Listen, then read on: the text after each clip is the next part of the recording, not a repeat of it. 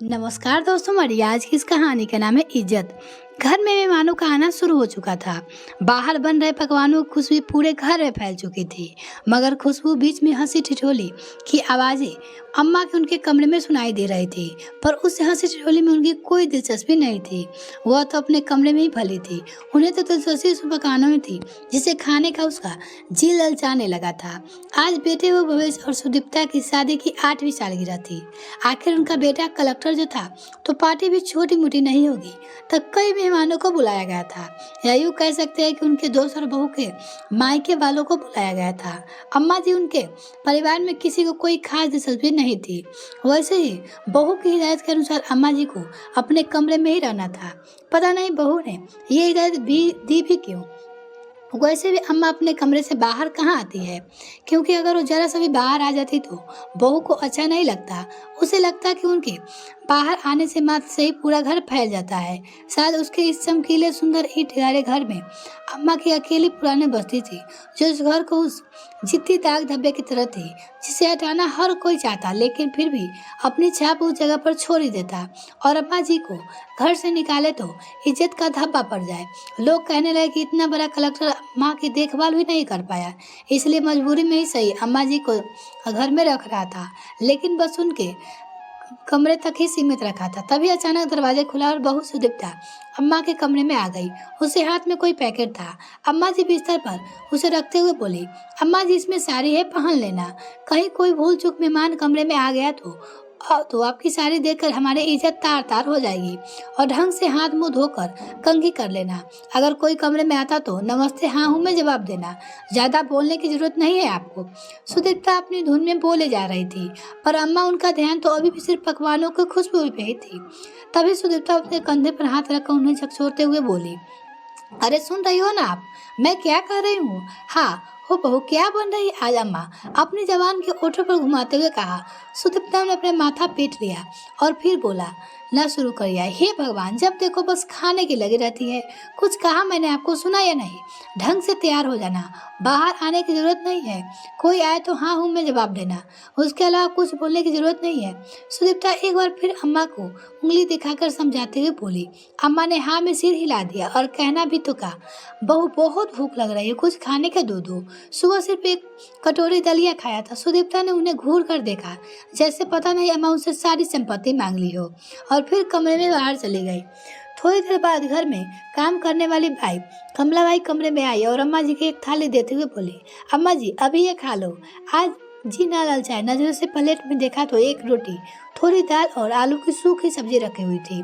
अम्मा जी उसकी तरफ आशा भरी नजरों से देखा तो काम वाली बोली, अम्मा जी अभी तो पकवान बन रहे हैं ना, पूरी तरह से तैयार नहीं हुए हैं, इसलिए सुबह का ये बचा हुआ खाना है, ये ले आई हूँ ताकि कुछ देर तक आपकी भूख शांत हो। अम्मा जी को भूख तो जोरों से लगी थी, इसलिए थाली लेकर उस थाली पे टूट पड़ी।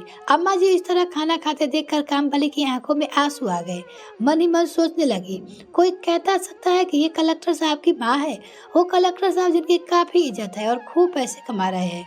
उनके बेटे बहू को देखकर जो बाहर वाले इनकी किस्मत पर नाज करते हैं, पर इनका तो हमारी किस्मत लाख गुना अच्छी है। बेटा बहू मजदूरी करते हैं, घर में काम करती हूँ, लेकिन कम से कम रात का खाना एक साथ बैठकर तो खा पाते हैं। यहाँ तो बेटों को पता नहीं कि माँ के साथ क्या हो रहा है। सोचते सोचते काम वाली बाई फटाफट कमरे की सफाई करने लगी।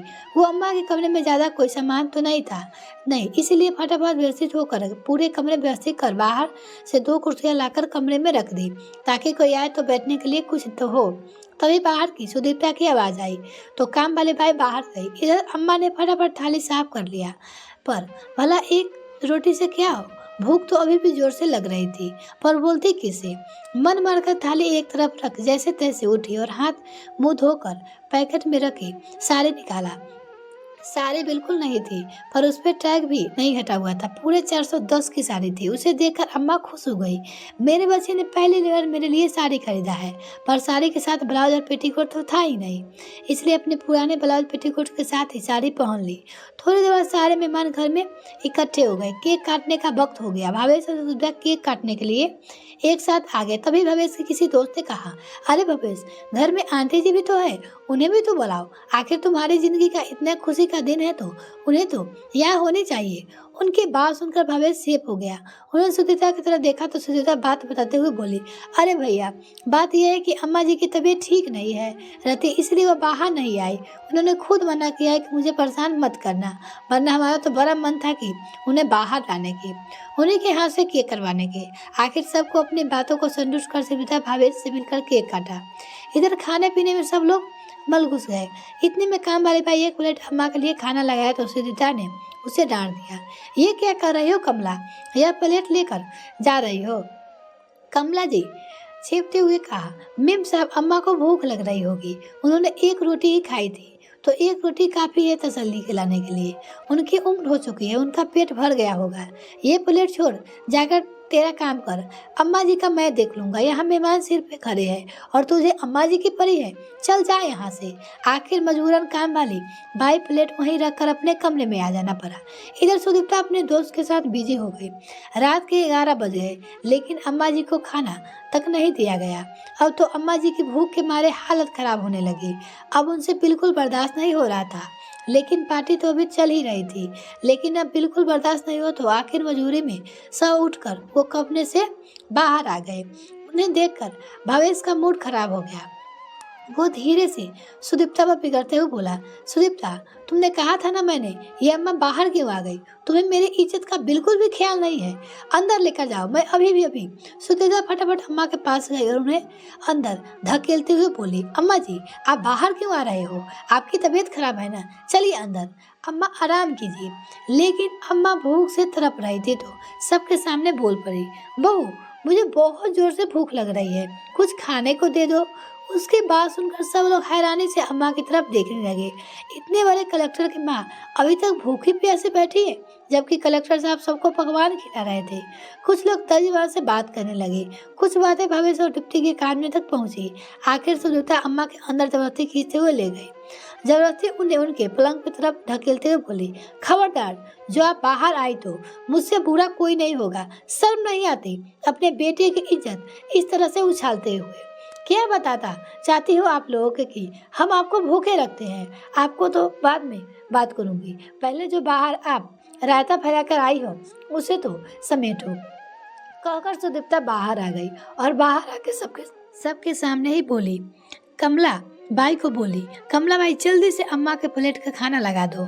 अम्मा जी की ना जाने से बूढ़ी हो गई, तब से भूल जाती है। अभी शाम को ही उन्होंने खाना खाया था, सुदीप्ता बोली।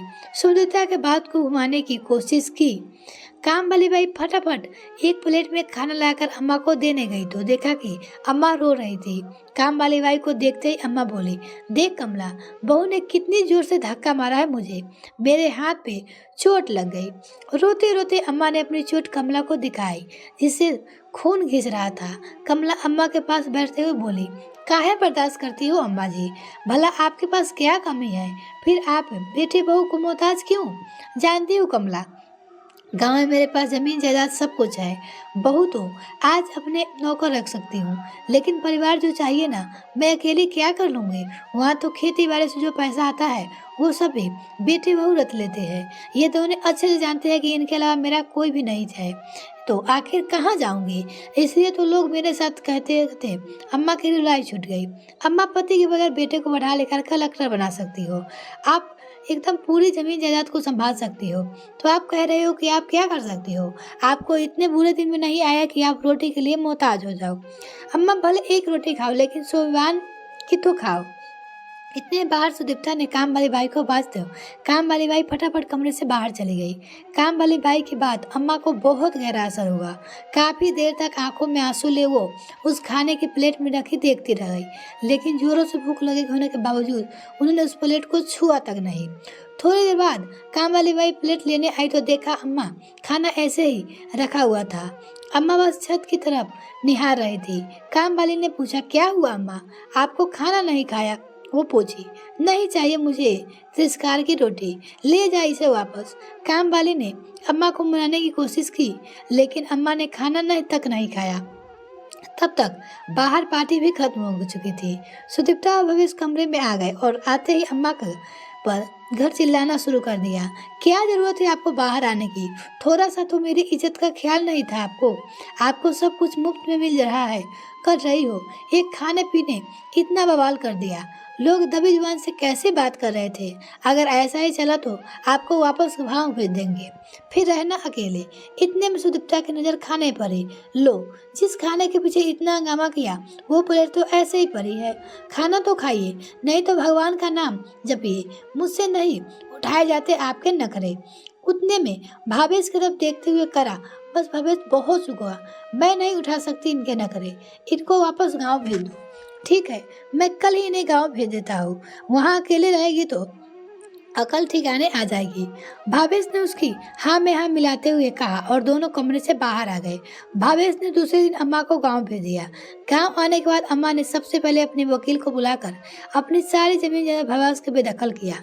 वसीयत के अनुसार उसके मरने के बाद सारी प्रॉपर्टी ट्रस्ट को चली जाएगी। वो ट्रस्ट जो बुजुर्गों को, अनाथ बच्चों के लिए काम करती है। साथ ही अपने बड़े घर का आधा हिस्सा उन्होंने बच्चे की शिक्षा के लिए कर दिया और आधे हिस्से खुद रहने लगी। खेती बाड़ी के लिए नौकर चाकर ही थे, उनमें से एक घर को काम करने के लिए रख लिया। आप अम्मा सोईबान और सुकून की रोटी खाती थी।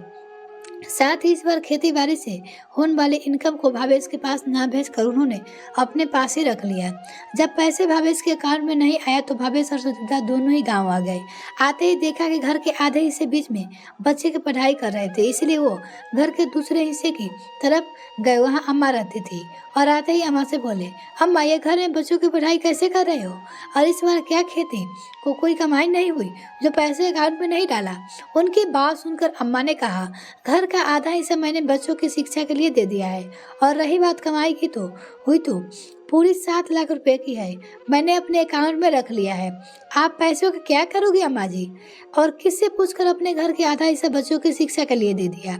अब की बार सुदीप्ता ने कहा, इनसे पूछना क्या है, सुदीप्ता मेरी थी तो मैंने अपने अनुसार इस्तेमाल कर ली। वैसे भी तुम लोग होते कौन हो मुझसे यह सब कहने वाले? कैसी बात कर रही हो अम्मा? हम आपके बेटे बहू हैं, आपका भला बुरा अच्छे से जानते हैं। भावेश ने बिगड़ते हुए कहा, कौन से बेटे बहू जो रोटी तक के लिए अपनी माँ को तरसा देता है?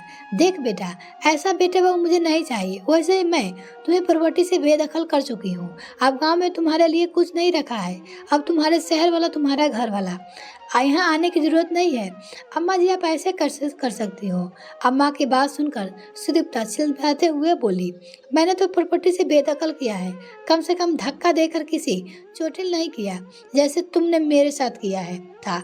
बहू वैसे भी अब ना इस प्रॉपर्टी में तुम्हारा हिस्सा है और ना ही मेरी जिंदगी है।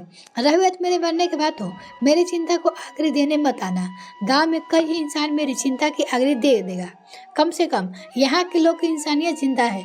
अम्मा जी गुस्से भरे चेहरे को देखकर दोनों की हिम्मत नहीं हुई कुछ कहने के, इसलिए दोनों अपना समूह लेकर शहर के लिए रवाना हो गए। आपको क्या लगता है अम्मा ने सही किया या गलत? मुझे कमेंट करना ना भूले। यह कहानी आपको कैसी रही कमेंट सेक्शन में लिखना ना भूले। धन्यवाद।